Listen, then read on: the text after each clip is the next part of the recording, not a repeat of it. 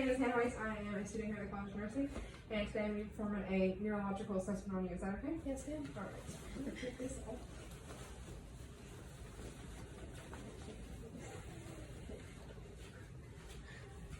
All right. So first, I'm just going to start by looking at your appearance. So you have good. Look like you have good hygiene. You your posture is nice and erect, and you're dressed nicely. Next thing we'll look at is going to be your behavior. So you have a smile on your face, you look happy, and your level of consciousness, you're alert and oriented. Are you having any problems with anxiety or depression? No. All right. If you were, then I would give the correct tools to assess this. So now I'm going to look at your cognitive function. So what's your name? Sarah. All right. Where are we? The house. Yes. What time of day is it? Late afternoon. All right, good. So the next thing on the test is going to be your recent memory.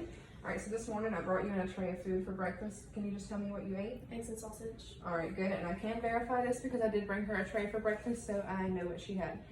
So now I'm going to test your remote memory. So just, can you tell me who the president was before Donald Trump? Barack Obama. All right, good.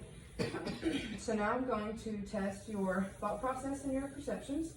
So the first thing we're going to test is going to be your reasoning. So for abstract thinking, if I say to you, it's like a needle in a haystack, what does that mean? Hard to find. All right, good.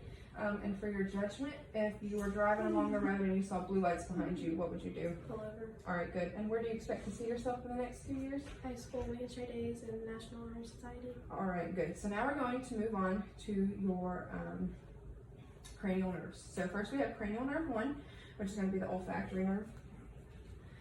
So first for the motor portion, I'm just going to get you to occlude one side and breathe in. All right, good. Now do the same thing for the other side. All right, good. So the motor portion of cranial nerve 1, the olfactory nerve, is intact. So now for the sensory portion, we're going to do the same thing, but this time you're going to have your eyes closed. I'm just going to hold a scent up to your nose and you tell me what you smell. So go ahead and close your eyes and cover one side, occlude one side. All right, tell me what you smell. Vanilla. Yes, good. All right, keep your eyes closed. Now do the same thing for the other side. Breathe in. Cinnamon. All right, good. So you're correctly able to identify both of my smells. So the sensory portion of cranial nerve 1, the olfactory nerve, is intact. Next, we're going to look at your cranial nerve 2, which is going to be the optic nerve. Normally, to assess this, we would use a Snellen eye chart. We would have you stand 20 feet back, and then you would read the lowest line possible. We don't have one of those. So today, we are just going to use this handheld vision screener. I'm going to hold it approximately 14 inches in front of your face. I'm going to get you to cover one eye and read the lowest line possible. 4, 2, 8, 3, 6, 5. All right, so you have 20/40 vision. So what this means is at 20 feet, you can see what the normal eye can see at 40 feet. So now we're going to move on to cranial nerve 3, which is the ocular motor nerve. And to assess this, we're going to use something called PROAC. So first, I'm just going to start by looking at your pupils. They are approximately 5 millimeters bilaterally. They are equal and they are round. So next thing we're going to look at is going to be your reactiveness to light. So I'm just going to shine my light for direct pupillary light reflex, I'm just going to shine my light into your left eye. All right, and your left pupil does constrict for direct pupillary light reflex. This time I'm going to do the same thing, but I'm going to look at your right eye. All right, and your right pupil does constrict for consensual pupillary light reflex. So now I'm just going to have you look in the distance. All right, and your pupils do dilate. So now focus on my pen light. And your pupils do constrict, so your pupils do accommodate. So now I'm just going to get you to follow my pen light to your nose. All right, and your eyes did turn on their axis for convergence. So what this means is we tested for something called PROAC. So your pupils were equal, round, responsive to light. They accommodated and they converged.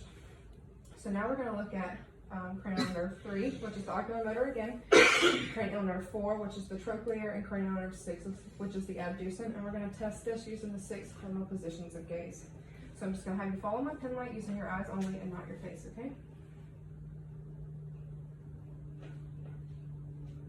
All right, so I noted parallel tracking of the object in both eyes, and there was no nystagmus noted. So cranial nerve 3, the ocular motor, cranial nerve 4, the trochlear, and cranial nerve 6, the abducent, are all intact. So now we're going to look at cranial nerve 5, which is the trigeminal nerve. So I'm just going to get you to clench your jaw. I'm going to palpate your face. Is that okay? Mm-hmm. All right. Keep it clenched. I'm just going to put on your jaw. All right, you can let go. So for the motor portion of cranial nerve 5, the trigeminal nerve, I noted equal muscle tone on both sides. So cranial nerve 5, the trigeminal nerve, the motor portion is intact. So for the sensory portion, I am going to get you to close your eyes. And I'm just going to touch your face and you say now when you feel it, okay? No, no, no, no, no, no. All right, so the sensory portion of cranial nerve 5, the trigeminal nerve, is intact. So next we're going to look at cranial nerve 7, which is the facial nerve. For the motor portion, I'm just going to get you to make some funny faces, okay? So smile, frown, puff out your cheeks, raise your eyebrows, squint your eyes real tight. All right, keep them squinted, and I'm going to try to open.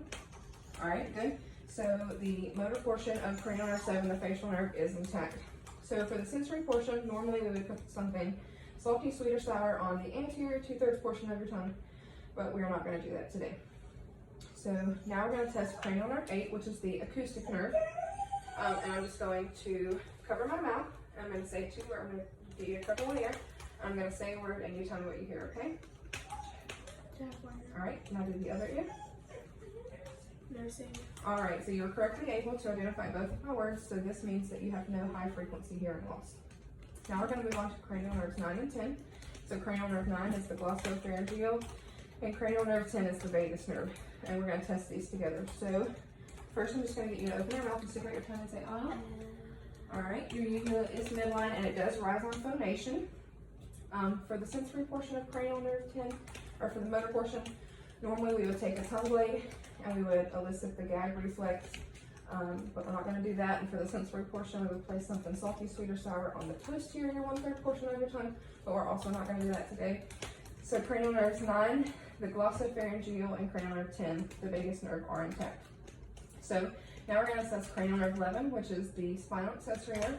So I'm going to have you raise your shoulders. I'm going to push down, don't let me. All right, good. Now I'm going to get you to turn your face against resistance. All right, this side. All right, perfect. So cranial nerve 11, the spinal accessory nerve, is intact. Now we're going to test cranial nerve 12, the hypoglossal nerve. For this one, I'm going to get you to say light, tight, and dynamite. Light, tight, dynamite. All right, so you were correctly able to say those 3 words. So cranial nerve 12, the hypoglossal nerve, is intact.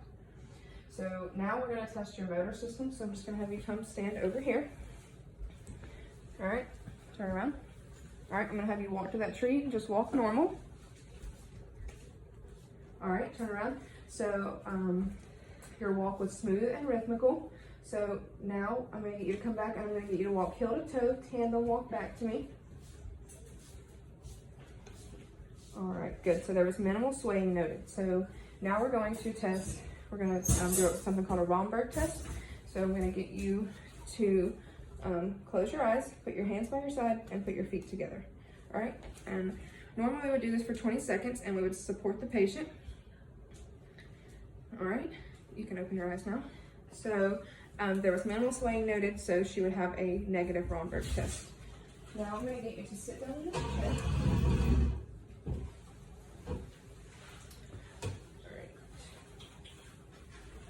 So now we're going to test the sensory portion.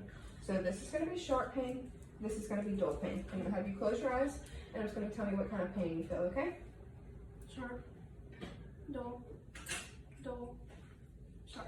All right, perfect. So the sensory portion, you can also look up the your sensory function is intact. Stand up. Yeah, you can see that. So now I'm going to test your deep tendon reflexes. So first we're going to start with your bicep reflex. So just relax your arm. Just relax. Do you want me to hold it? Mm-hmm. So just relax your arm. All right, good. Now we're going to do your triceps tendon. You're going to palpate for that tendon. Just relax your arm.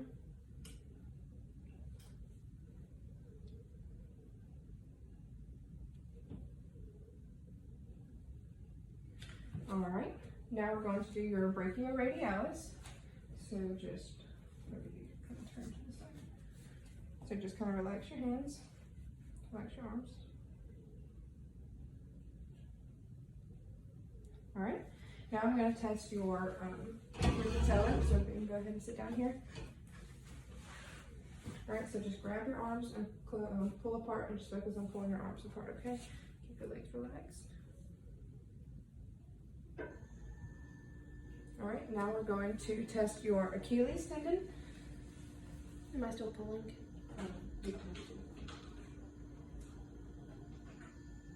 All right, good.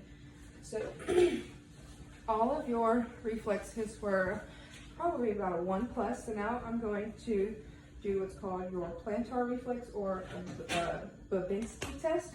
So I'm just going to